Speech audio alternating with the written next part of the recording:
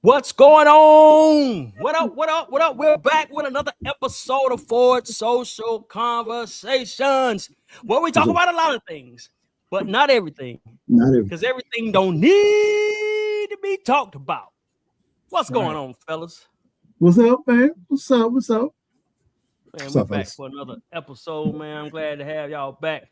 Waiting on a couple Yes, sir. more people. Yes, sir. You know, we hey look, the D student KP, he's always late. He's Oh my always late. God. At least he be here, man. I've been missing out on a lot of shows lately. Yeah. You hit Back up. in the seat, bro. Back in the seat. Mike been here holding it down. All right. Trying to stay consistent, man. Yeah. Hey, it's hard out here. Yeah. It's hard out here. And this was the first week back to school too. So Yeah. whew, yeah. Definitely. Yeah. How was y'all day so far? Steady. Yeah. Steady. Nothing crazy, not too slow. So it's been steady. Yeah. Yeah, mine was pretty busy at times. But nothing crazy. Typical Tuesday for me. It's Mhm. been a long day. Right. Yeah. At least it ain't rain Yeah. today. Yeah. Hey, look, if you're on YouTube and you're watching, make sure you like, share, and subscribe to Ford Social Conversations. Going to be a great discussion tonight. You see, we're going to be talking about the Indiana power outage. More hangings in North Carolina. As you know, we talked about that last week, and it was another one. Yeah. And the Earn Your Leisure Backlash, and we're gonna talk about a little bit of everything, a couple different things. We might can go ahead and get into it because I don't want to wait too long. So, Larry, did you catch up on the Indiana stuff that was going on, the power outage? Man, I was, man. I looked at a couple different things for it, man. And man, where do you even start with something like that? Because it comes from so many different angles, especially being a low income, predominantly black neighborhood. My first thing that came to mind is Flint, Michigan, of course. You know, how their water situation lasted for years before I don't even think they still have clean drinking water now, you know? So it's like, Well, where do you go? They said that they fixed the pipes. I don't know. I think in some areas they did, but it's not, I don't think it's the predominantly the entire city, you know, not like it was. Yeah. You know, this has been my concern, I guess, with because we talked about this a little while back as far as like I guess our involvement with like utilities, because I had brought up the thing about water treatment and not really knowing a lot of people in that industry. I do know some people, but none of them are from my community. So, yeah. But this is what I was like thinking about, and not even taking into consideration some of the past like events that have happened, like Hurricane Katrina and stuff like that. But not having people who work in like these utilities is really putting us in a vulnerable spot. What you mean, like from our community? Yeah. Yeah. I mean, hell. The company's name is NIPSCO up there in Gary, Indiana. And yeah. This sister, Vicky Dillard, she has her own channel, but she's also on the African Diaspora Network. She kind of did a deep dive on some of the layers, like who their company belongs to, who has shares in their company. Yeah. Then the politicians in Indiana getting a lot of funding from APAC. And it just opened up a whole can of worms. But they have they're pretty much have an incentive not to really restore power right away. That's crazy, man. That's crazy. Because I've seen BlackRock name get thrown around in that arena too, as holding some of them shares, man. Yeah, they got 10 to 12%, I think. Yeah. That's crazy, bro. Like, okay, the larger picture, man, is so crazy as far as how politicians are. I mean, politicians can be bought, and it's at any level now. We're talking about from local, state, national. Like, it's ridiculous how a lot of these, and it's not even just the power situation. We're talking about the flock cameras and things like that are just taking hold of a lot of these small towns. Like they're just being ran over. You know what I'm saying? But then you have a situation like this where the power is going out and it's not even considered a state of emergency. The power has been out for over 2 weeks. Why is that not a state of emergency for that town? You know, like what's really going on over there? It's just crazy. All right. And we're going to welcome in the D student, Ayo Dope. KP. Hey, What's going on, fellas? What up? What's going on? Talking about Gary, Indiana, KP. Okay. Where Michael Jackson rep come from? Well, he rep.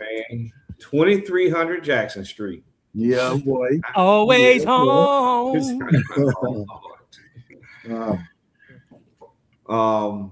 You know, I saw something today, or either I saw it or I read it. How can I say this? I think I heard it, so I'm gonna try to replay a little bit of it. And it has to do with Trump and his lack of stepping in, using the federal government apparatus to help these this town or these individuals, these municipalities. Mm-hmm. And one of it was it's just a working theory that he doesn't want to really get involved because he doesn't want someone to bring up his history there. Because before it was Make America Great Again, it was Make Gary Great Again. He had promised to bring in like these casinos. He promised to do this. He promised to do that. Yeah. Only to go belly up like he did. He got sued. He got run up out of there. And they were promised that he would hire only the locals. He didn't, to do the build out. You know, it's typical Trump. You know, if you know any of his stories, they all have the same pattern. They all have the same rhyme and reason. And so typically, I think, you know, it's just a theory that, and I didn't notice that, you know, that he had this campaign, Make Gary Great Again. And he sold them the same deal of goods that he sold this American public that he started in 2014, 2015, the same deal of goods. And so there is a thing where he may not want to get involved because of what happened. And also he may not want to dredge up old bones. But I thought that was very interesting that was a take on why he wasn't deployed to federal government to use those resources to get power back into the place where it needs to be. Mm-hmm. Yeah, I didn't hear about that. Saying make Gary, Indiana great again. Make great again, man. He's a carnival barker, so he is you know, so he's very lively. He uses catchphrases and you know, hey, listen, they've worked. They've worked. But we're not here to talk about that clown. Man, you know, you can't help talking about Trump. It ties in. You're talking about the president's responsible for the citizens, whether they voted for him or not. He still owes a duty to make sure that the federal government, if anything, is there to assist and help. Yeah. But as y'all can see right here, said most of the powers are being restored. It said 3,267 customers were without power as of 6 p.m. So hopefully they're getting things together over there. So, you know, we've seen a lot of clips of people talking about it and how they was, I guess you could say, suffering, you know, without power. So now I'm gonna play devil's advocate a little bit because it's never cut and dry. It's never black and white. It's never just a simple, hey, y'all go over there and get the power turned back on. Now, of course, with it being like a natural disaster thing, you got a lot of down trees, a lot of live down power lines.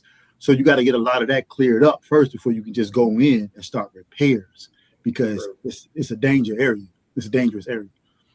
But still, like, there has to be a public plan put in place so people don't just think that they're out there hanging to dry, you know, because there are lots of people. And another thing, like they're still charging these people. They're still charging the citizens for power. Oh my God. You feel me? Like they're still charging them. These people still have to make their power payments, and they don't have power for 14 days. So what do you do, right? A lot of these power companies, are out of control, because when you think about it, it's just like how we deal with Duke. You know, they become monopolies, and you don't have another option. You have to choose these guys, you know, and then when these guys start dropping the ball and fumbling, then you left there short, you know. And what do? I know something else. Yeah. I know something else too, to kind of like take into consideration is that this was a narrative that I heard, don't know how true it is that, you know, they were concerned about some violence in the area. They said that a power truck got shot up when they went to go in one of the areas to restore power. Don't know how true that is. But the other thing too is the mayor of Gary, Indiana is a Democrat. So like, you know, it was just mentioned that lack of luster to go help out in an area that is opposed to, you know, the sitting president, because he's petty like that. You know what I'm saying? He's going to hold back on them resources if, you know, it's a political opponent. But yeah, man. You know what, man? I really feel like a lot of the people in positions of power, especially for like these black towns, at this point, I think they're trolling. You know what I'm saying? As it comes to resources and things like that, it's almost like, okay, we're gonna show y'all something, like just out of spite, like we're gonna withhold our resources and make things a little bit more difficult than we have to, just because we can. And you know, y'all can get on media and social media and complain about it, but politically, you don't have any power. You really can't do a damn thing. And I think they're kind of flaunting that in our face, you know. And that's why I was saying the thing about us really getting into the fabric of society or the workforce, making sure we're getting in the right areas. You're right. From firefighters, the electric company, because let's just say, if I don't know the percentage of people that work for NIPSCO that are black, but if they had a 20 to 25% workforce that was black in Indiana, I know that the brothers and sisters would be like, yo, we need to get to Gary. Right. Or they'll go back to the community, be like, well, this is what the problem is. Like, it would be an open line of communication, but it just doesn't seem like that's happening right now. Yeah. And you're right, bro, because it's like that across the board in a lot of different industries. When you're talking about the municipalities running a town, all of that stuff, not just firefighters, but we need judges, we need law enforcement, we need attorneys, we need the DEAs. Like, we need more representation across the board. We don't need the rappers and basketball players. Nothing wrong with that. But if we're talking about being a functioning society of our people, then we also need that type of pipeline that works in our favor. I hate to say it, but yeah, it does have to work in our favor, because it works in favor for the other guys. So you got to call it for what it is. But yeah, you're right. Now, how go ahead. No, you go ahead, Leon. Go ahead, you good. Now, I was just going to say, I'm surprised that they haven't put Eddie Melton's face on front page yet. Like, this is your problem right here. Like, just totally blaming it on him, because he's the mayor. Yeah. Yeah, one of the mayor, I don't watch a lot of news. The mayor has less power than the governor, so yeah. I don't watch a lot of news, but I heard about it on social media. But I started asking different people about it, and a lot of people was like, "Nah, we hadn't heard about it. It's not a lot of coverage on it." Oh yeah, right. It's been suppressed, you know. Right. Yeah. Yeah, my girl told me about it like a couple days ago. By this time, power had already been off a week and a half. Right. And I didn't even know about it. You know what I mean? Yeah, I didn't even know about it. So, but again, though, you know, if you look at the predominant, and I hate to say it's a race thing, but when it comes down to it, we know if it was, you know, an affluent town, it would have been some changes quickly, you know. I hate to say it like that, but then too, you got to also think about, we're talking about Gary, Indiana, and this is another thing we talk about infrastructure. If it's predominantly the black areas or the urban areas, as they would call it, those areas are always predominantly underdeveloped with newer technology. So for instance, when Hurricane Katrina happened, where I live, it was more of a newer development, right? So our power lines were underground. We were never affected by power outage because we were on a certain grid. Right. Where you have someone that's in the poor and disenfranchised areas that are on some of the older grids and their power lines are above ground, that can make for a very difficult way of trying to get to them and service them. Yeah. So the environmental racism of not upgrading these things and not doing these things is also an impact of what's going on today. Facts. Agreed. I was watching a brother earlier, man, Phil Scott, and again, he's on the African Diaspora News channel. He was talking about his father. He's from Texas, Port Arthur, and he was talking about his father working for an energy company when he was growing up. But he was saying, I don't know every detail of what he was saying, but he was like back in the 70s and 80s when something like this would happen, the way that the grids were set up is that, say, like the power went out in East Texas. Well, they would just flip it over to Louisiana. Like they would get on their grid until they could get their own grid back up. So I don't know if that's something that, like Indiana can have that with Illinois, you know what I'm saying? But maybe it's more of a thing about privatization with the energy companies or just those state governments working together. But the way he put it was like they don't have that today like they used to have. Like they used to be able to depend on different municipalities to back them up in situations like this. So just like with us with the water in Durham, like when it got real low, we switched over to Wake County to Jordan Lake. So they have that ability to do that with the electric grid too. But I don't know if that's the situation that Indiana's in or not. But got us drinking that haunted water.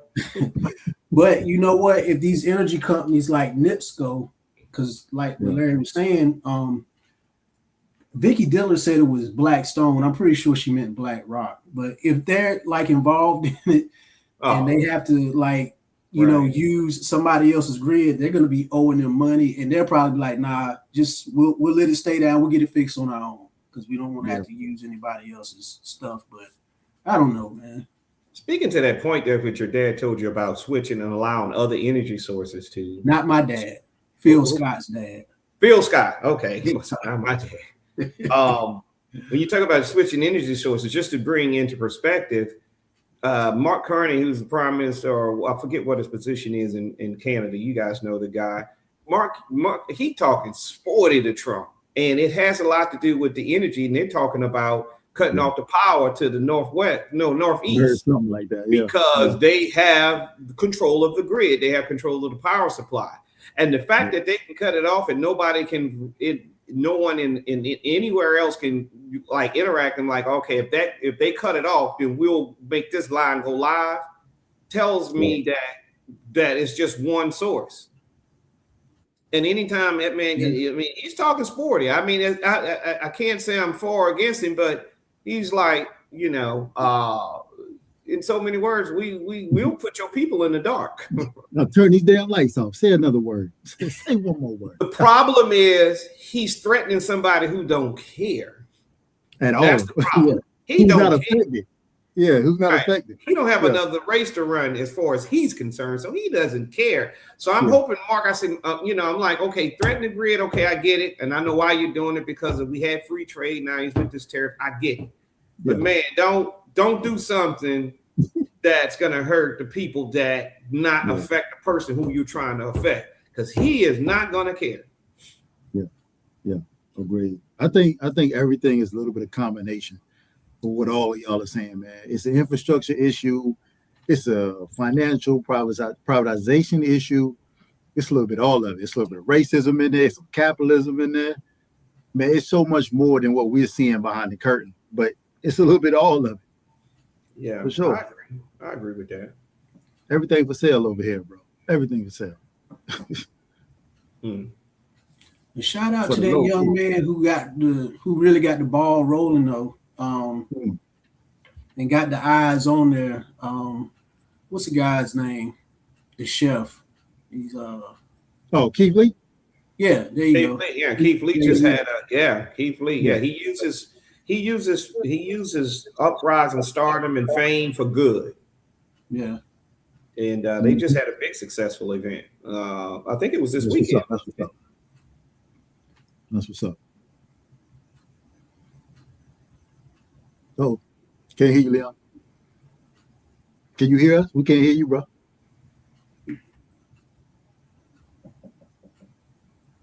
I forgot I was still on mute. There you But go. I was looking at the Black Rock.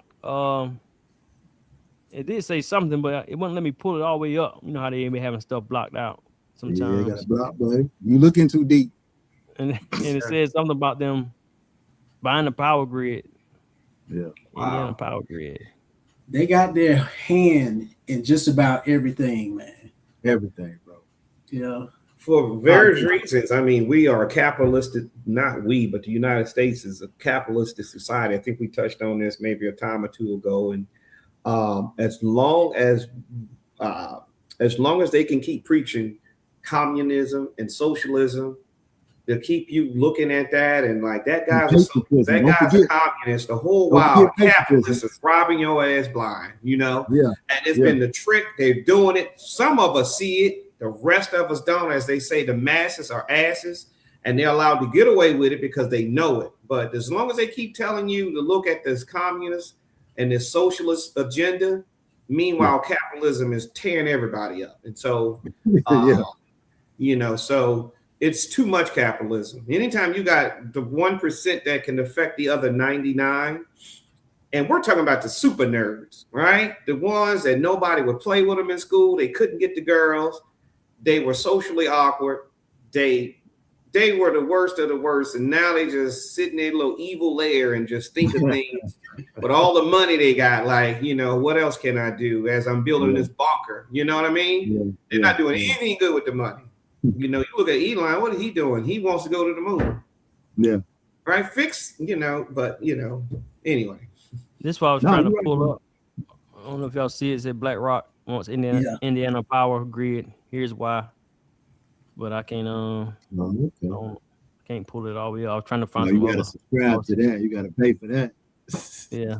You know, they ain't gonna let you read that. That's capitalism too, locked behind a paywall to read the news. It's locked behind a paywall. I can go to a regular news source. Let's just say CNN, right? I used to can go onto the website just to keep up with the news. You click on an article you want to read, it's behind a paywall now. You know, that's capitalism. That's what it does. Yeah. I think we talked about this last time about them buying up all the books, Amazon and all that. They're buying all the books up and putting it on digital print. Everybody's like, "Oh my God, that's great." No, that's not. Yeah. It's the same thing they did you. If you were in the 99, 2000s and you were downloading, you had, well, we didn't know it was illegal, and you had Napster and you built your playlist and you had it on your little iPod. Guess what? Amazon lets you get all that music on that in that catalog, and now you can't even use it because they went in there and did their thing, and now you can't even use it. You got to go buy all that music again. Yeah. Bro, I've been buying up books like crazy. When we get to one of our other topics, there's a couple of books that I had just bought because Professor Griff was like, "You need to read these books." Yeah. And anytime somebody just like, "This is a book you might want to read," or especially the older books, man. Like I've been snatching them up like Dr. Octopus, man. Because I know a time is coming though, man, when that they're gonna want to ban books eventually. Or listen, what you think happened in Germany? Yeah, that's what they did. They banned and burned the books because they know if they did that, you couldn't have a source to read to run to get knowledge and learn how to whatever it is that you needed. And because if you don't know history, you're doomed to repeat it. And as long as they know that you don't know it, they can allow you to repeat it. And so so it's just fascinating, man. Yeah. I'm actually a little surprised too, like just how when you think about the American people, man, how we come off so proud and patriotic. But then when you see stuff like this, you start to realize, damn, a lot of people in America, you know, it's all bark, no bite, because some of this stuff is so blatantly in your face that, hey, we're just going to violate your rights and you're not going to do a damn thing about it. You know, like it takes so many people to band together to do something, but trying to get that many people together to fight for themselves, to fight for their rights, and with a plan, is a lot harder than a lot of people think it is. A lot harder, and that's why they doing what they doing. That's why you can have a regular town politician sign some NDAs for whatever type of company trying to move in town, and the citizens never even know. It's wild. No, they don't know it until the construction starts. Mm-hmm. Now you saying NDA, Larry? That this we don't have it on this list, but the what you had put in the chat about the data centers, right? I think that's what I read. They were trying to get people to sign NDAs. Yeah, a lot of some of these corporations, they when they start surveying their towns that they want to move into, of course they go to the town political system, and even if they don't move into that town, they still make them sign the NDAs because they don't want that out there on the radio waves that, hey, this town was surveying to see if they can put in a data center. It don't even have to be the data center. It could be, like I was talking earlier, the flock cameras, the ones that are taking pictures of your license plates and things like that, the surveillance stuff. But yeah, these corporations, they come in, man, they swoop down on town. They hit a. They do not. They do not care. They don't care, bro. Because you think about it, you got a small politician. It's regular people like us. But then you got a big company come in that's like, hey, it's a David and Goliath story. And so they swoop in, they hit you with the NDAs. Hey, these non-disclosure agreements, you can't talk about nothing. Nobody can even ask you if we talk to you. You got to say no comment, or you got to say like, I decline to answer these questions. Whatever you say, you can't mention no names. But when you think about a lot of these little politicians, man, who in these towns, man, these towns get hit. They get sold a dream. They get it's Suge Knight. It's Nino Brown. So, it's like, do they know something we don't know, guys, or do we know it? We just don't know. We know it. We're on it. Meaning that money. All of these people, European descent, they have no problem coercing. They end up bringing some of us who can be bought, right? Byron Donalds. But most of the part, they flood this earth and they become a pariah. And what I'm saying with this is they don't give a care about what the data centers are going to do to the environment in that area. Yeah. They don't care. Okay, and even though they're studying, I mean, I guess it started with like the fracking years ago, but also they don't care. And it's like, they're like, well, we're not going to be here anyway because we know something y'all don't know. And then I had a good friend of mine that just come back from Accra. He was in Ghana. And one thing that he said, because of the Europeans that are there, they went to go visit the waterfalls. And the waterfalls are waterfalling mud water. It's brown. And where it falls into the thing is brown. He said he's never seen anything like it. And he asked the locals, like, why is the waterfall that's supposed to be beautiful, why is it brown? They said because of the mining. Because of the construction that the people are there extracting the resources, it's turning the natural flow of what would be amazing waterfall, it's brown. They don't care.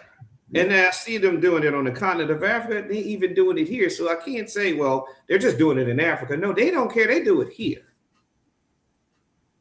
I don't know, fellas. Do y'all even think about that? Then you start thinking about you need to start, prepping and doing some homestead, preparing, canning some jars and growing your own food. Oh, hey, I'm already doing it. Because I'm already doing it. Baby. You got to. What I'm saying is, they're all building bunkers, all of them, and not just the million and billionaires that we know, but the millionaires that are right here in our local area or in the local area across the country. They're all building bunkers. They know something we don't know. Well, part of that too, man. Oh, can't hear you.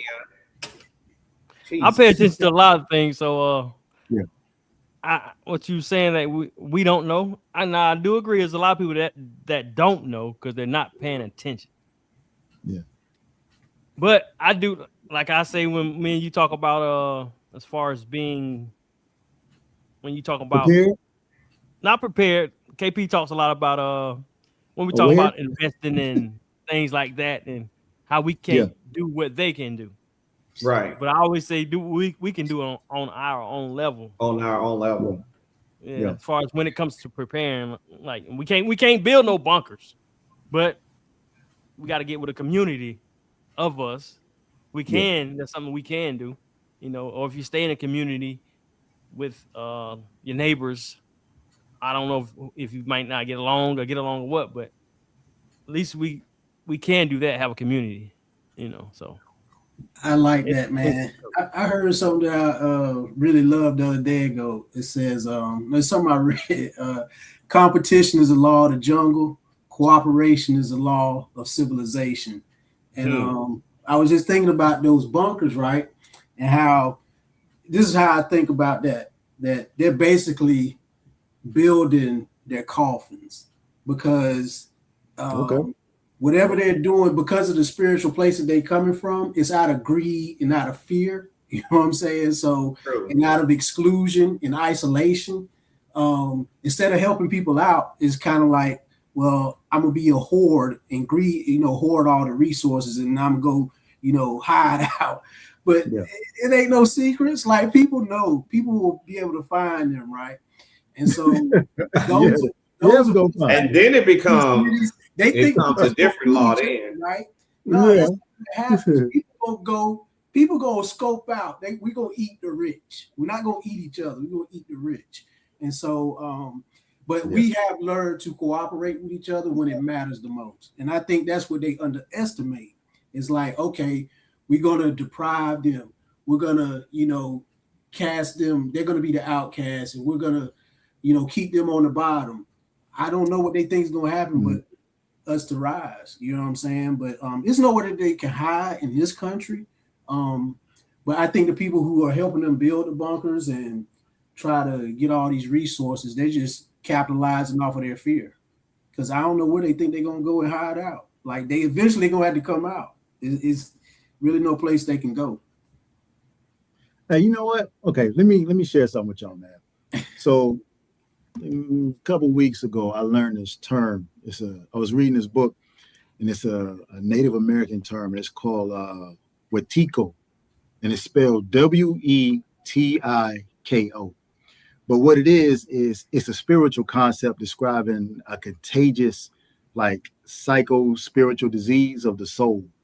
And it's characterized by like insatiable greed and selfishness and a destructive spirit from nature. I thought that was pretty interesting because... And that's a Native American word? Yeah.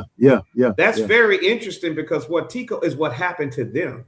Exactly. Yeah. Why would they have a word like that in their community, in their society, when they don't practice that? Because they practice collective community. They don't practice destruction.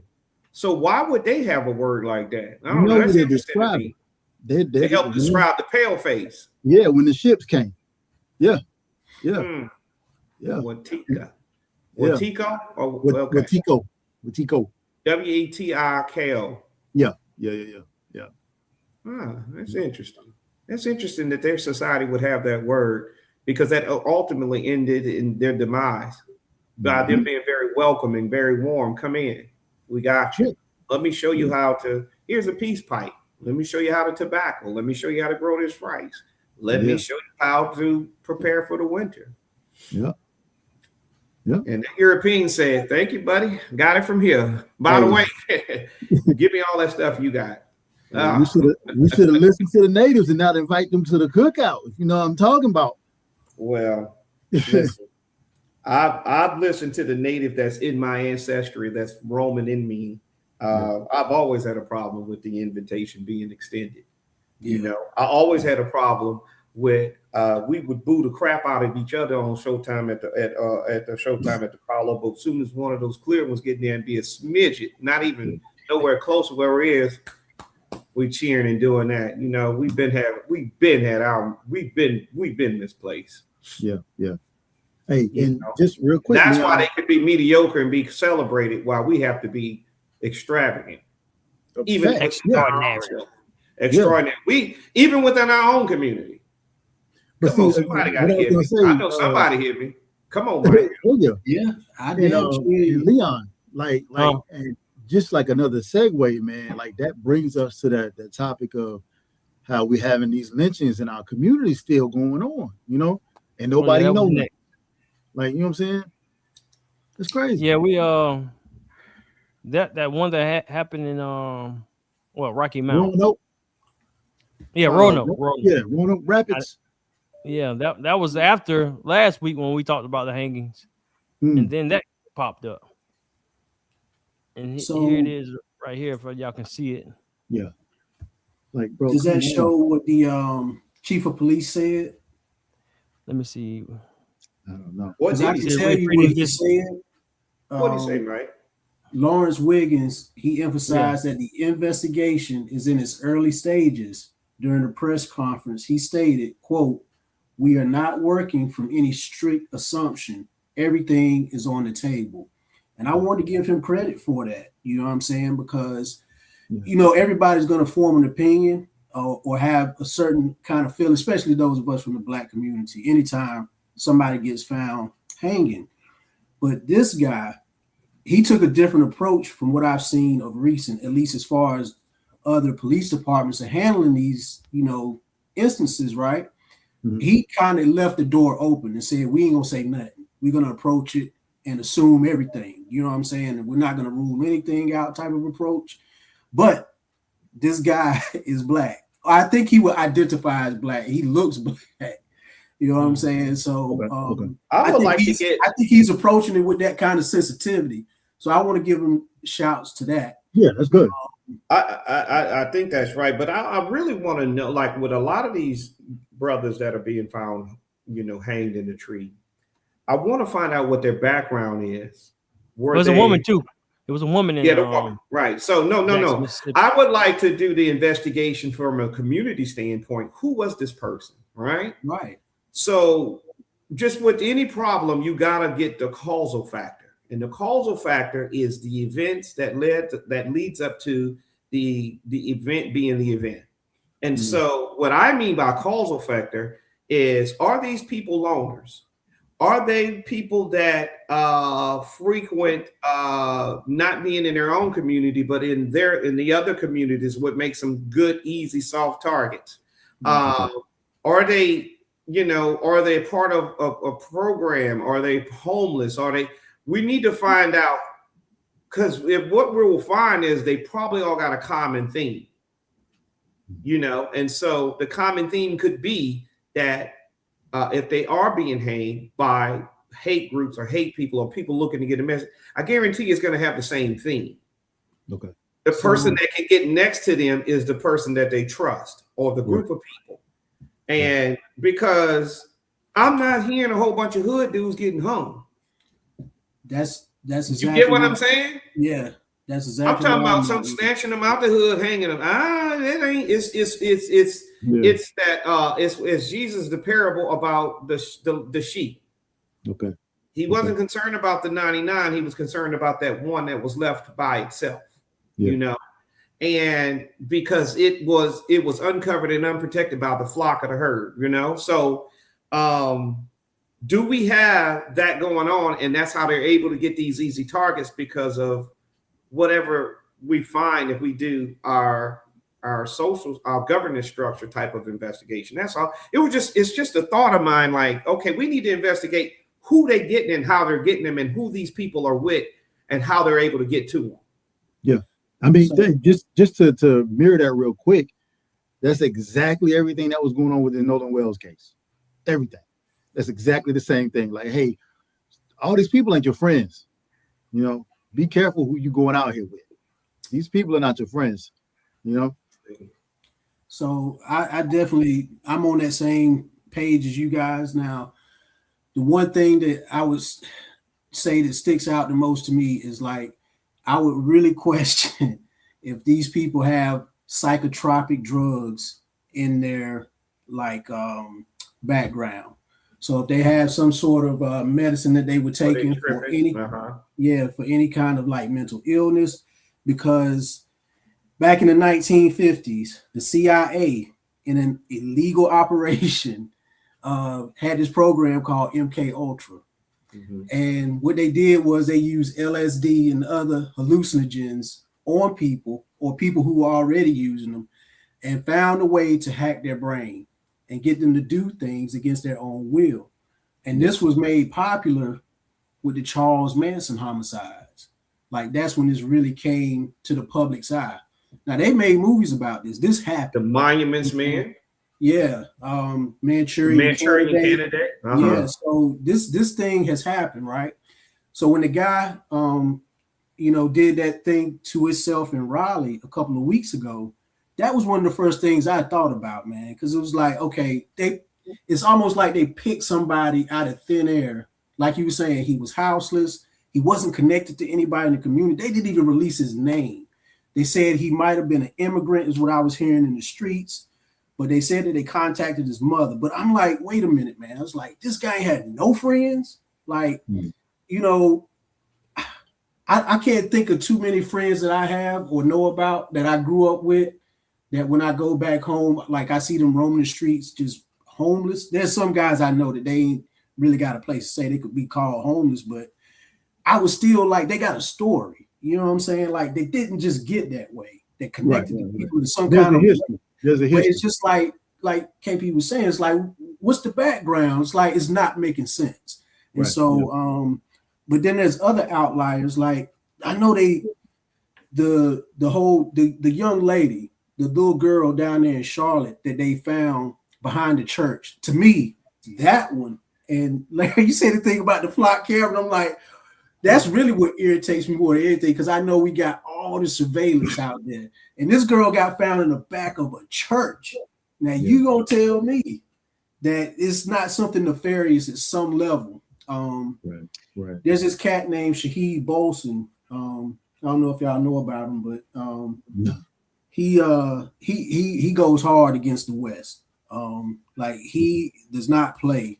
He's a Muslim brother, but he put out a video maybe a couple of days ago now, but he was basically saying whoever is the medical examiner and zips up the body bag on these hangers, he was like, that's your suspect. He was like, that is your suspect. Like, that's the person who killed that person, because it's like, that guy, they know who did it if they didn't do it. That guy that you're talking about. I watch a lot of his things. He goes hard on the West. He wears a black suit all the time.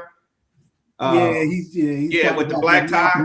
He's a but he has that back. But of course, he looks Arab or something. But he be dropping dimes, and you're right about the medical core, because you got to understand the reason why I stopped following that Nolan Wells thing, just to touch on this and tie this together, is I'm so frustrated because you have the first autopsy and the second autopsy. You have the inconclusive of the second autopsy because of the first autopsy, because of the lungs and the esophagus area is removed, and they saying that's kind of common practice, but it's formaldehyde and put in things so that it can be studied later. But because it's Mississippi, autopsies are not made public; it's private. So they end up doing it, and they seal whatever the second medical examiner was able to do. They sealed it, and it cannot be unsealed until an indictment of a grand jury. A grand jury indictment. So whatever else we don't know is sealed for a reason. And like he said, the medical court, because you have to understand, the medical court, the coroner, they are elected. They are not real. They are elected position. That's an elected position. The medical examiner. Now that is you have to be a licensed MD, because you still study 7 years or 6-7 years after you've got your doctorate to study to be a medical examiner, and they appointed by. Then you could be hired by the state or whatever. But the coroner, the one that zipped that body up, like he said, they in on it. That's because that person is elected. And we're talking about the state of Mississippi. And I just get aggravated with all of it, because it comes down to me for this. And y'all not going to, this is how I think.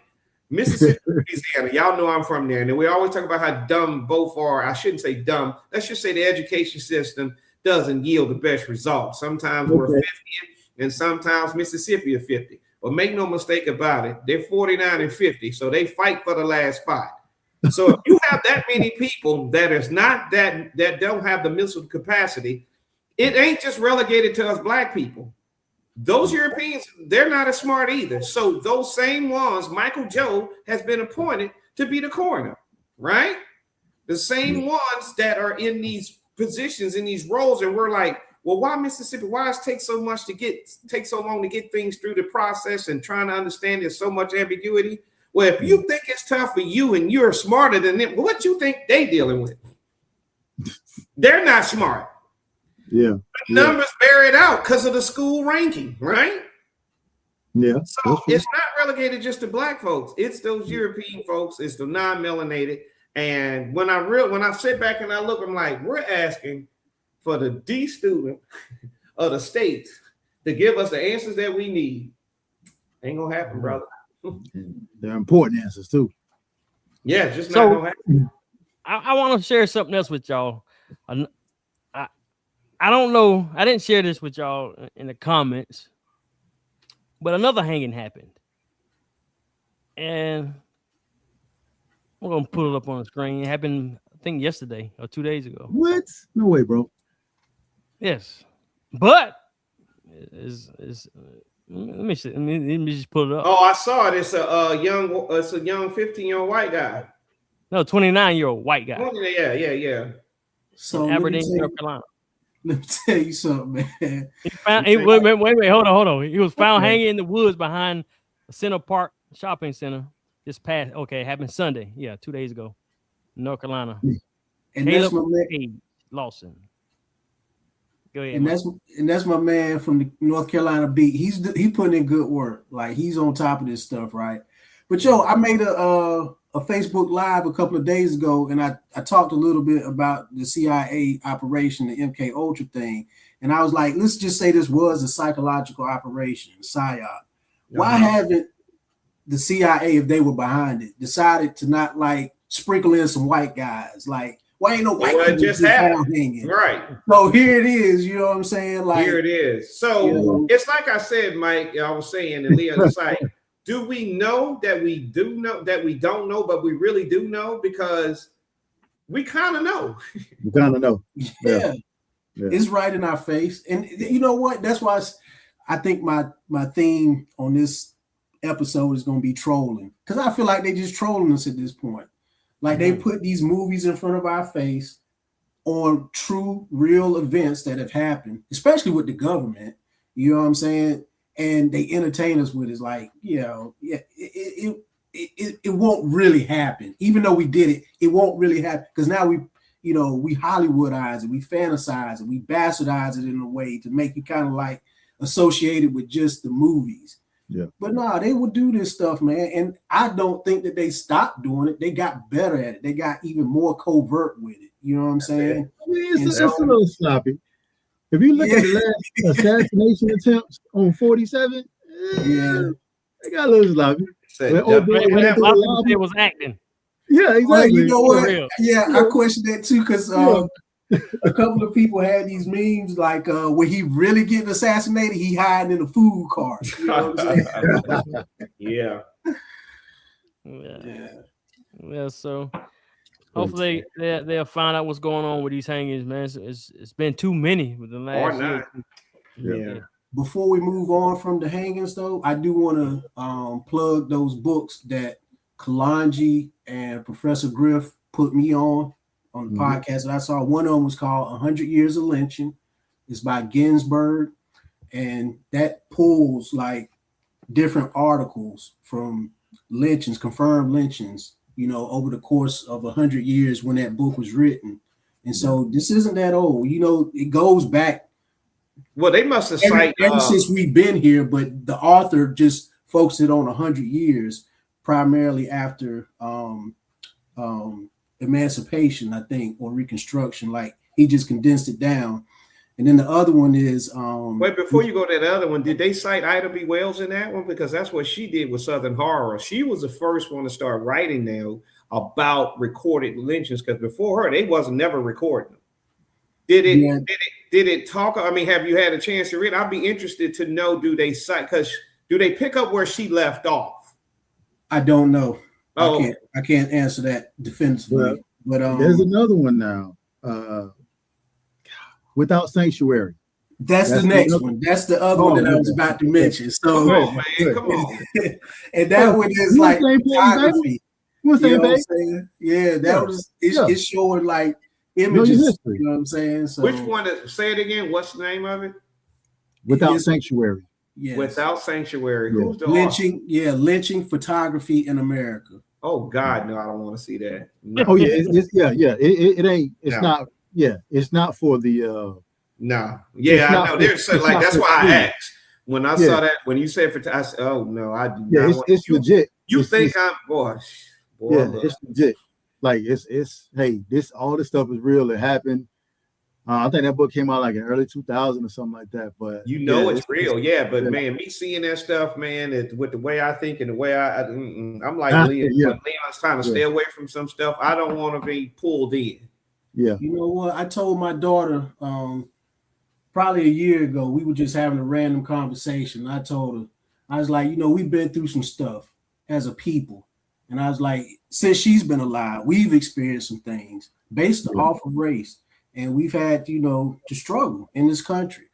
I told her, I was like, I'm so glad I'm black. I really am, man. I love it. To come from that, though, if I had to deal or contend with that history that they have, my people don't intentionally, hunt people down in private and do heinous acts to them. Or like we don't, at least in this country, we don't, have a gathering and celebrate the torture of a human being. That's not some shit we do. It's just not in us, Mike. It's not. Yeah, that's those people are the offsprings of us. And when I say the offsprings, I'm talking about if there was an offspring that with 22 chromosomes. Yeah. And although they derive from us, because everything comes from the continent. As there's that's the R word version of us, because Leon's not gonna let me say the word. You use your elementary words. But no, Mike, listen, that's not us in nature.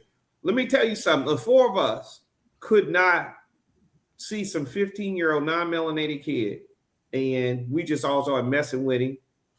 And then one of us decided, man, let's kidnap him. Let's go take him somewhere and torture. The other three of us are gonna be like, man, what the? No, man. What is you? Matter of fact, we about to beat your ass, right? But that's who are you? Right? Who are you? You not. You know what I'm saying? You not. So you right, Mike. We come from a people. I'm gonna tell you. Part of it, man, is because we have an ingrained spiritual connection, and I'm not just talking about like karma. I'm talking about there is a deep spiritual connection. Deep from the ancestors, that's like, hey, do the right thing, Yes. And it's hard to explain, but it's just something that we have, It's hard to explain, but it's innate. It's in us. Yeah. Exactly. It's like that. It's like the melanation and the twitch muscles. It's just there. It's some science to it, like you were alluding to, KP. I don't want to go too deep, but I'm gonna just say 9 strands of DNA.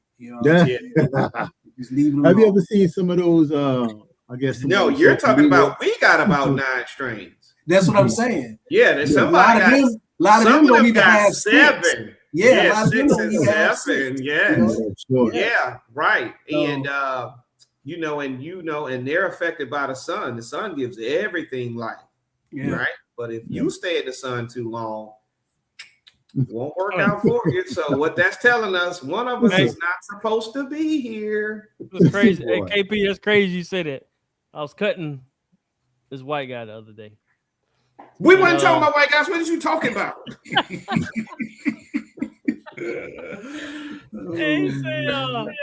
He said, I forgot what we was talking about. He was going on vacation or something. I don't know how it came up. Oh, he had a mole in his head. And it was bright red, and he was like, "Yeah, gotta watch out." He's like, "I gotta watch out for certain things." And he said, "I had one on my neck. It was something." He didn't say it was a mole; it was something else. And he was talking about skin cancer or whatever. He had some type of cream he rubbed on his face or whatever. And he said he put it on that spot, and I guess it had some kind of reaction. So he had his doctor check it out. But anyway, he was like, "Well," he said, he said, well, you don't have to worry about that. He said, you know, he said, let me see, because I was cutting him, so he wasn't really like just looking at me. He turned around and said, let me say you have nice skin. He said, so y'all not gonna burn like we burn. I said we can't burn if we stay out too long. But. Yeah. No, so I mean, it's like Mike said, we don't want to go there, but it's scientific. You know, we can prove against that Darwin theory of evolution. You know, which is all bull crap. But yeah, you having that experience with that guy, it's just the truth. You know, it's just the truth. You know, and he looked at your skin and said it was beautiful. You know, Harvey Weinstein. You know. That's who hair you was cutting. Hey, chill out, man. Go ahead, man. Go ahead. No, man, it's like Mike said, I wouldn't want anything else. I love the skin I'm in. Shout out to the creator. Shout out to the ancestors who interceded for us, you know. I wouldn't want it any other way. I wouldn't want to be playing, you know, I mean, you know, I like mayonnaise, but I don't want to be it. All right, let's move on. Let's move on to the next one. Earn Your Leisure Backlash. I'm gonna play this clip before we get talking about boy. And another thing, talking about mayonnaise. Wait, no. What, man? About your homeboy making the statement, inviting mayonnaise to the picnic. Who your homeboy? Who your homeboy? Who you talking about? Yours. DT? Earn Your Leisure, Rashad. You know you like light skin. You like light skin. Yeah. Yeah, hold on. I'm about to play this right here. Y'all can see it. Yep. Hold on. We keep socializing the pain, which is Black people have this problem. Black people are at the bottom of this indicator. But then we keep trying to privatize the solution, which is I'm gonna get mine. And that is never going to work, right? So we are able to get 30,000 people to come to Atlanta to figure out how they can become a millionaire, how they can get a come up. It's a lot harder to get 30,000 people to come together and say, you know what, in this city, why don't we target lawn maintenance and let's all collectively invest until we drive everybody else out of the market, because we'll be able to put capital together and offer every customer 3 months of free service. We're just going to invest until we get everybody else out of the market. We're going to make sure we have the best quality. We're going to promote the best people. We're going to get everybody else out the paint, such that any young man coming out of prison, we got a guaranteed place that we can put them to work. Like, because that doesn't appeal to me, I'm gonna get rich. That doesn't appeal to that. And I don't blame Earn Your Leisure for that. That's a us problem. That's a us that, like, we keep thinking that I can just get mine and that's gonna take care of it. We all as individuals can just get ours and figure out how to hustle. Like, no. If you go back to the 1860 census, there were about 4 million people who were in slavery, right? There were about 488,000 free Blacks. In other words, there's always been some Black people doing better. That's not a change. That doesn't help us if a few people do a little bit better. That has always been true. We have to have an economic plan for the group, and we have to think in terms of how do we control sectors of the economy so that one person doesn't have a successful business, but we can actually help our children get employed easily because we actually control this sector here. And until we do that, ain't nobody earning no leisure. So what was the comments that said? Because I don't know about this story. Well, he said that Rashad goes on a rant a lot, and I guess it's been a lot of people who's been commenting on the Invest Fest, said that they're not really learning anything and they're charging too much. And one thing he said was everybody wants something for free. I didn't start this for Black people anyways. Everybody's included white. He said next year it's gonna be more white people, more Asian people, more Chinese people. He said, "Oh man, he pull off like that." Yeah, he's like, "I'm done." So he's like, "I'm done with this Black guy." I didn't see it. Yeah, I'm surprised. So basically, what happened was, whenever you show up in the Black space in that type of capacity, you're in Atlanta, you're bringing 30,000 people. You're gonna get your naysayers. You're gonna get your haters. You know, you have to be strong enough to understand that you are dealing with the Black community. Remember, I talked about the Showtime at the Apollo, how the white guy can show up and be mediocre and they get cheered. Meanwhile, you're good, but you get booed. You know what I mean? And so we know who we are. We are our harsh, worst critics. We know that. And so he has to be able to drown out that black noise and continue pressing forward. But instead, he got in his feelings. He had a light-skinned moment, and then he started talking about, well, you know what? Because they were really coming at him. They were like, look, man, you ain't done nothing. We got 8 We got 8 Atlanta Falcons games here. You know, we got this, we got that. You ain't did nothing. You know, and then, you know, I think he had a little issue with, I think him and the mayor, Dinkins, or whomever, not Dinkins, they had a little tip. As I said, man, he had a little light-skinned moment. And then now he's trying to apologize. But he did say what Leon said. He said that, you know, I didn't build this for black people. Right. You didn't, but you built it all for black people. There you right? go. There you go. And then now, once you get to where you are, Steve, right now that you where you are, you won't put your arms around your master, and I have a problem with that. You know, who is that on that man over there? Now he's worried about who is that dark skinned brother up on that nag, and you know, and you know, but just like in that Samuel character, man, I don't like, bro. I can't stand. I misses them dudes like a rock in my shoe. Yeah. You know, so Leon don't like it that I say he had light skin there, because Leon, you know, I ain't worried about it. I don't care about it. I remember being in Leon's chair. It's probably been a couple of years now, but I was like, I think it's when InvestFest was really probably at its height, you know, as far as like, you know, the energy was concerned or whatever, right? 19 Keys had a mean push. Wall Street Trapper was still involved. And Steve Harvey was like co-signing them, all this energy that was around it. And I was like, man, this is a historic time that we're living in, that people are really financially conscious. Like, we're in a renaissance. Like, the Black Wall Street has come back with a vengeance. You know what I'm saying? Like, even before all of this happened, I started getting involved with some investments and stuff like that. So people are conscious about it. You know, it's important. The future and saving money and assets over liabilities, like that was a key, you know, catchphrase that people caught on to. And just like, why are we, you know, buying stuff that isn't going to give us any value beyond the purchase? You know what I'm saying? Like, it's important for us to be thinking in this way. And when it first started, I was like, man, I'm proud of these brothers, you know.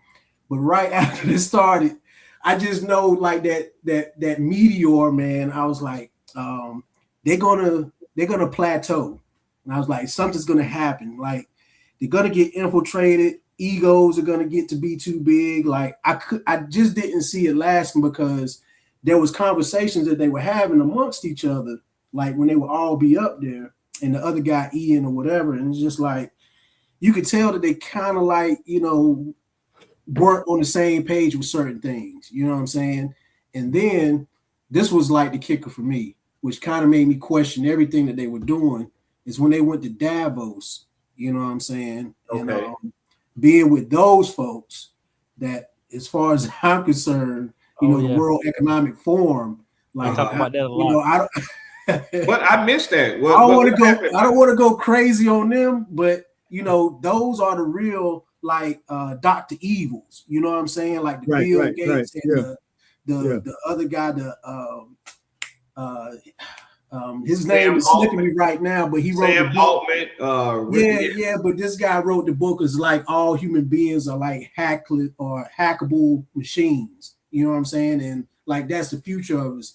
And the other guy is Klaus Schwab, like, you will own nothing and be happy. Like, you know what I'm saying? From the way my brain is wired, you know, I want to have enough resources to take care of my family. And to what that other guy, Blackjack, that you just had up there, I understand what he's saying.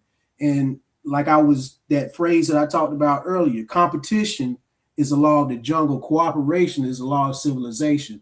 We need to be independent and have networks, no more different than like the Indians came over here and bought up all the motels. You know what I'm saying? We need to be thinking like that. I know brothers have been getting on the transfer trucks, you know what I'm saying? And even trash removal, you know what I'm saying? And that's good. but we also need to be damn thinking about some other things, forward thinking, and get on the same page with some of this stuff, man. But I definitely, man, don't feel like the direction that EYL went. You know what I'm saying? But those comments that he made, I think it's gonna be hard for him to come back from. And I don't know if it's hard. The Black community, we're very good at putting you out, but we're also very forgiving, right? Yeah. You know, I've seen some people let Candace Owens back in, right? Only to kick her out. So I don't know. I think it's going to be an individual thing. For me, it's a hard no, especially when you're dealing with the people like that. Because you're telling me that you listen. When in times of battle, you're going to crack. You're going to sell us out. You're going to be the one to do this. You're going to be the one to do that. And so it's a no for me. Yeah. Now, if that was a female, that's a different story. We're talking about men at age battle. He's at an age that he could go with it into battle with us. And if I know what you did with just a little bit of pressure, then no, it's a no for me. Yeah. You know, yeah, so. KP, they went to Davos. I don't know if they went 2 years in a row. I don't know if it was this year, last year, but they do talk about going over there, and they've been over there. Well, I remember the president talking about being at Davos or some of the higher G17 was out there or something like that. It was something like that. That's the political joint. That's the equivalent to the meeting, the Bilderberg meetings, I guess, or the Berlin Conference of 1884. I would imagine that's what that is. I'm not sure, but so they were talking greasy when they was there. No, they just Mike just saying he's Mike's just saying like with them going over there interacting with those people. Like he don't. They became they spirit rubbed off on them. You said they became. They became them. Yeah, it's quite possible. But what I was really trying to articulate is like I do want to have resources, money, and some influence to be able to help my people in the way of which EYL use their platform. And I always, man, I think their intention started off good. Look at how they started. Like they were teaching. Yeah. They were helping kids. Yeah, exactly. Right. And then it flourished and turned into something big. And they had to adjust. They had to grow. They had to adapt. But you know what they say? When you get a lot of money, it brings out who you truly are deep down. And right. So, it reveals character. But I like to think that I don't care how much money I come into, I ain't going to hang out with them folks in Davos. I don't give a damn what they say. I don't. So I'm of the same thing. What's going to come out is what's in you is going to come out. Yeah. And that's not in me.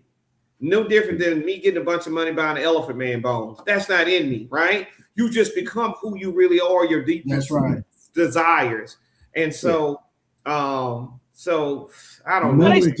But they still do give a lot of information, even on market. But they do give a lot of information. I don't know. I just know that if you're going to be dealing with the Black community, you got to have thick skin.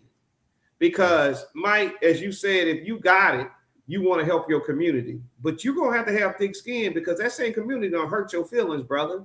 They hurt me all the time. I still love them. I'm still going to be there for them. But they do hurt you. They will hurt you. But you got to be strong enough to ignore that 10% of the community because the other 90% need you. Right. And somebody need to talk to the light-skinned bandit, man. And you know what? Leon, you brought up a good point. They still give out good information pertinent to like what they don't say. They don't give out financial advice, but they do give out very, very valuable information to the people in that realm. And I think that was one of the good things that Tesla Figueroa brought out when she was kind of like, you know, having her back and forth with them. And it's just like, because they are tied to the community and because of their beginnings, they spoke about social issues. They spoke about political issues. They spoke about things important to the community. Mm-hmm. But then, like it was just stated, you know what I'm saying, when they crossed a certain threshold or got around some certain people, then we became discardable. You know what I'm saying? But, like, nah, we ain't getting involved with all that. Here you know I'm about to defend this boy. Come on, let's go. I'm not defending him because Rashad, he's always, like I said in the beginning, he's always been arrogant. Him and in your defense, you've always said that. Who I'm defending is Troy. Yeah, nah, Troy's cool. Yeah, He's Troy's cool. the laid back one. He's always trying to keep him. Ian or Because that trying was Ian. That was no. Was that Ian when he said it? Was that Ian or Troy said, "Whoa, hey, you sure you want to say that?" Ian kind of said something too. He did say something too. Yeah, but both. Yeah, who was that? Troy or Ian that said it? Ian said that, but Ian Troy, said when it was. Yeah, Ian said that. Yeah. Okay. He said, well, like we can't, throw away the black, our black people. He Better said not. something like You know what? That just shows too some of the complexity and like the whole like media thing is not easy as people think, because if they were like C-SPAN or something like that, they could be fired for their comments, you know what I'm saying, or reprimanded, you know what I'm saying? But these are brothers like us, and they making it happen. They're winging it in some ways, even though they have, a pretty strong organization set up now. But it's just like, who's really going to police them? You know what I'm saying? They're their own bosses. So as these things happen, they just got to deal with it and have some sort of PR to handle it. But if they only focused on like financial business, then nobody probably would have any real criticism about anything they say or do. But they put themselves out there that, we can, move the needle for the community. Like we're from the people. And so people come to expect that from them at all times now. They don't get to distance themselves from that. Because like KP said, now that you got a little offended, you know what I'm saying? Them your feelings. They ain't our feelings. You need to handle that. You know what I'm saying? So, suck it up, And he said that out of anger because there's no way he can't say that he was doing this for black people. It's no way he can separate the two. It is telling it's in the name, earn your leisure, because black folks need their leisure, and you got to earn. He's talking about you earn it, White folks don't need to earn their leisure; they already got it. You know what I mean? Yeah, so, that's what they started off. Really, really pushing the issue on getting black folks more invested in business. He just said that out of anger. Light skin energy. The white folks that are getting involved with them, they got a plan, and they would love to see. They would love to see the black community detach from them, and they use those guys' talent to bring their business. If I'm white man and I own and I'm really wealthy and I really want to destroy the community, but I don't want to look like the evil genius that's doing it. As soon as he said that, I'd be like, bingo, let me reach out to him. I want to get involved. How can we be down, brother? You know what I'm saying? If I'm evil white man that don't want to be on evil on paper, he's probably getting calls out the wazoo. You know what I'm saying? Now what's going to be is, how does he handle it from here?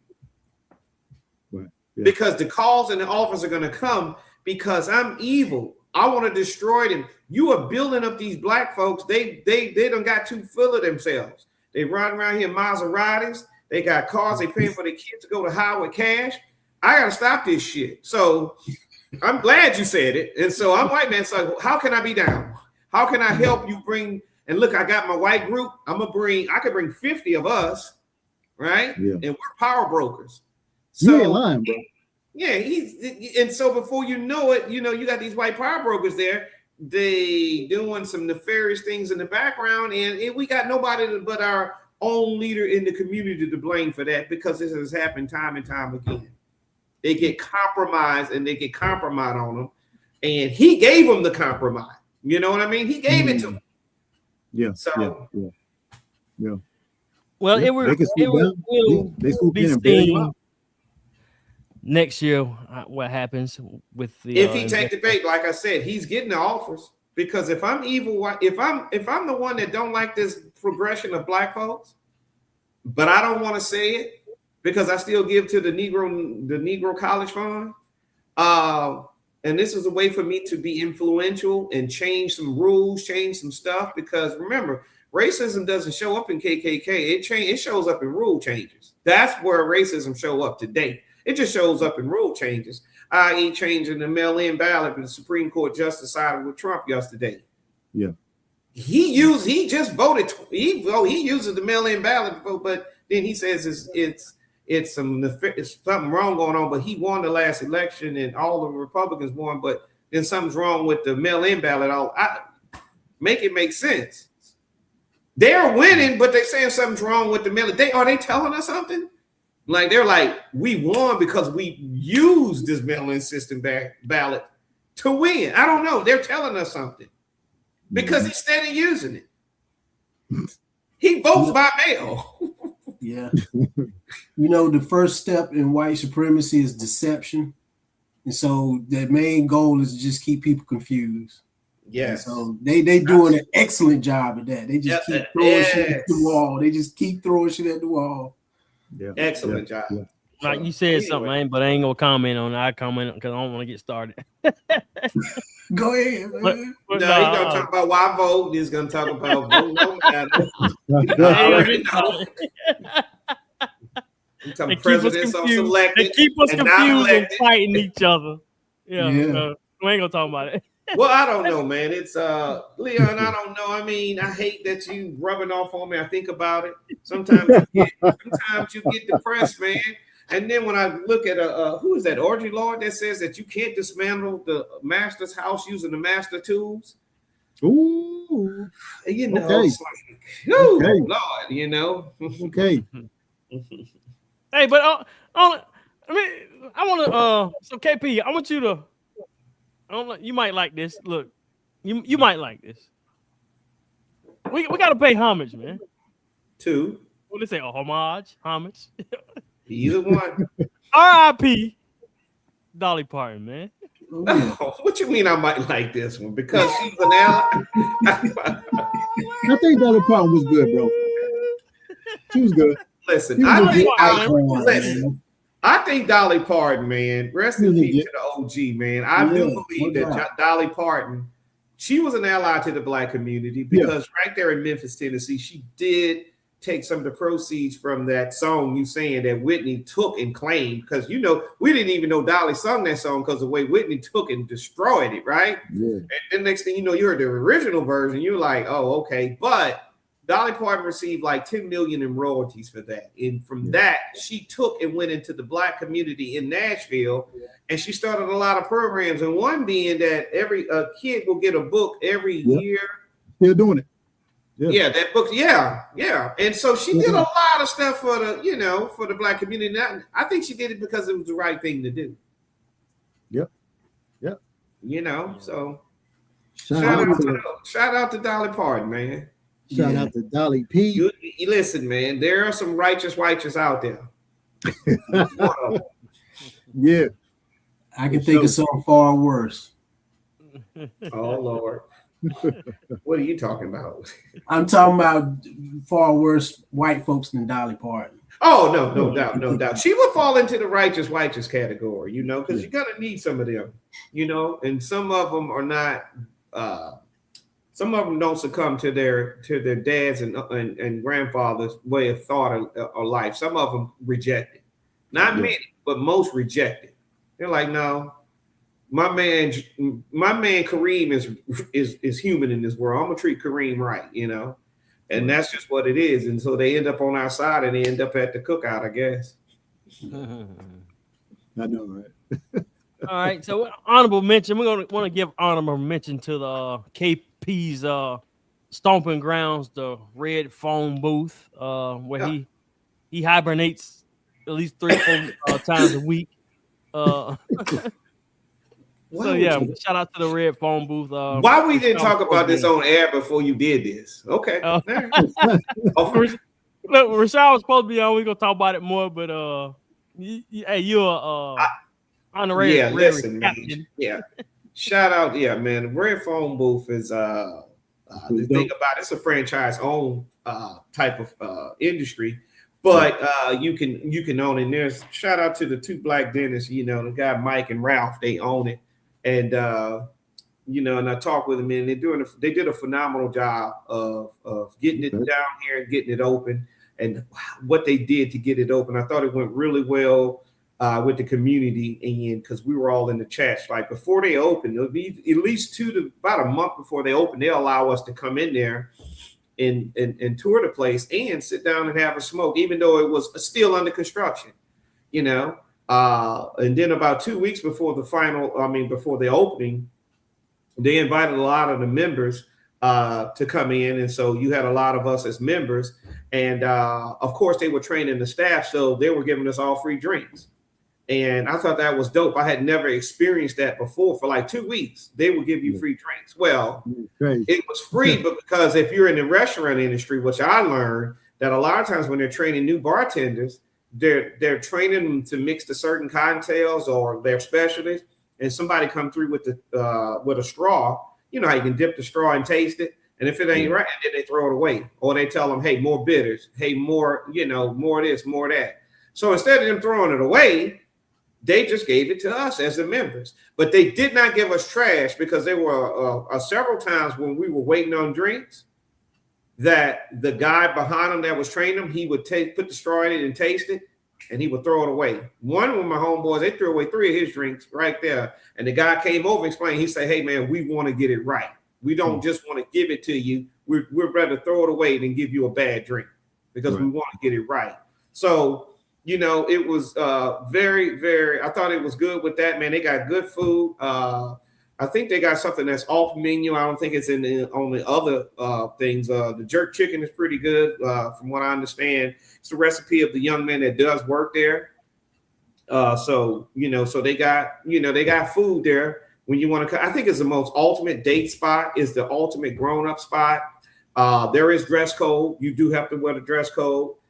Durham has been needing something like this, something elegant, something that has, it does have a 1920s theme, the red phone booth, because inside you have to go, if you're a guest, you have to go through the phone booth, and it has the rotary dial phone, and you have to use a code that a member give to you to dial into that booth. And then if you got the right code, the door opens, and when the door is open, when the door open, there's always a greeter right there. Whether it's Eli, there's always a greeter, because what happens on the other end, you put the right code in, the phone rings on the other side. It's a 1920 Alexander Graham Bell phone, one of those phones. And so you can hear, if you're on the first floor, you can hear that phone ring to let the hostess know somebody is a new member. And not a new member, but they're a guest and they're coming to visit. And so they try to make the guest experience ultimate so that they will become members. Now, us members, we have a separate exit where there's an app that's on our phone. And as long as the phone is in your pocket, you just put your hand over the door, over this door, and the door opens. And you just go on in, Okay. That's shit, yo. Huh? That's dope. Oh yeah, man. And there's an upstairs and there's a downstairs. There's a pool table. We're shooting pool in there last night, and there's a poker table, which we was playing dominoes. Black folks like, we ain't playing poker, but we'll play some dominoes, right? There is I would say that it is a lot of the social elites are there. When I say elites, I'm not saying that they're elite and they're not elites in thought and how they walk. But a lot of major players are in there, from politicians to lawyers to dentists to everybody you think, they're there. Okay. And either they're there with a group of people, or they're there with their wives, or they're there with their husbands. But I see a lot of elected officials in there. I see a lot of power brokers in there. And I see a lot of people that are very instrumental in the city of Durham, or even Raleigh is, so it's been packed. So I would advise you to get there when you get there early. I don't think non-members can get in on the weekends until after 9, but there's always a line outside. So they're all using the phone. Huh? They're all using the phone, but also they meet capacity, and they won't let people in. So in that opening week last week, there was a line there. The members couldn't even get in. Damn. There was a line for the members over here, and there was a line for non-members, and they had to wait. Even the member had to wait till somebody come out so that they can come in. Yeah, because of capacity. So like I said, it's upstairs, it's downstairs. It got a good drink selection. It got a good cigar selection, and it is what y'all think it is. It is Durham. It's elite. It's a nice spot to go to bring your significant other, or you and the fellas, or you and your girls want to have there's a lot of women that are in that space. I talked to the general manager, and she was saying about the memberships. Number one, Durham memberships grew like that. They didn't expect them to blossom like that, but what they didn't know is we needed a fine dining, fine cigar spot like that. And so the memberships grew. They met their number within the first couple of hours when they opened it up for membership. But above the memberships, 60% of the memberships were women. Really? Because they know y'all ninjas gonna That's be right. in there. They know where the dollar's at. Yeah. So, and I will say, after being in there, you can definitely see it. There are a lot of nice, beautiful Black women that are coming in there, and they're coming in there in the groups, and they're enjoying themselves because they get good cocktails. Because you got to remember, it's a 1920 theme style, so there's cocktails that are there that are some are becoming some of the favorites. So, and then there's music playing in the background more, and it's the ambiance is really nice. You do yourself injustice by not going there, even though if you don't smoke cigars or not. Yeah. And I'm sure they got mocktails too, huh? I don't know what that is, but I'm sure. Yeah. Remember, I drink real stuff. Mocktails are non-alcoholic drink. I know what it is because me and Leon learned about that on. I'm about to say he know what it is. Mike, we didn't have that conversation. Yeah. Yeah, it's there, but don't no grown man drink that, Mike. Yeah, they do. I'm just for the people. I'm trying to plug because you said you don't have to smoke cigars to go in there, so I was just trying to plug them. So what grown ass man? What grown ass man? Alcohol. Hold on, let me get this out. That poison? No, hold on, let me get this out. Everybody don't want to drink that poison. What grown ass man don't smoke a cigar and drink a grown man drink? This one? Leon, edit that because I don't want that for Mike. Yo, listen, man. I didn't drink and smoke enough for 10 people, man. Like, I'm done. This is different, Mike. I'm not an advocate. No. You do understand Mike's yes, Mike's history. I do, and I should stop because he was kind enough. Well, he was transparent enough to share. But I will say that whatever you have smoking a cigar is not that. Yeah, I know. But the action of it triggers memories, triggers trauma. I get it. Yeah, no, it's not that deep with me. But it's not. I'm just honestly trying to plug the spot because I will go out there. Yeah. But yeah. There you But go. They're not going to consume. Go and get you some communion. That's all. That's all. That's it. But yeah, there are Molotovs, but they're there. So that's anything else we've been going about an hour and 30. We're gonna wrap it up. I know y'all got anything else y'all want. Look, we gotta hit the dirt again in the morning. We got to go back to the work. To the workplace.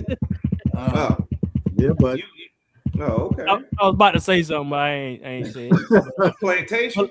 But what'd you say? You was about to say we got to go back to the plantation. The salt mine. Yeah. The salt mine. Lord willing, well, we wake up to see another day. We'll see another day.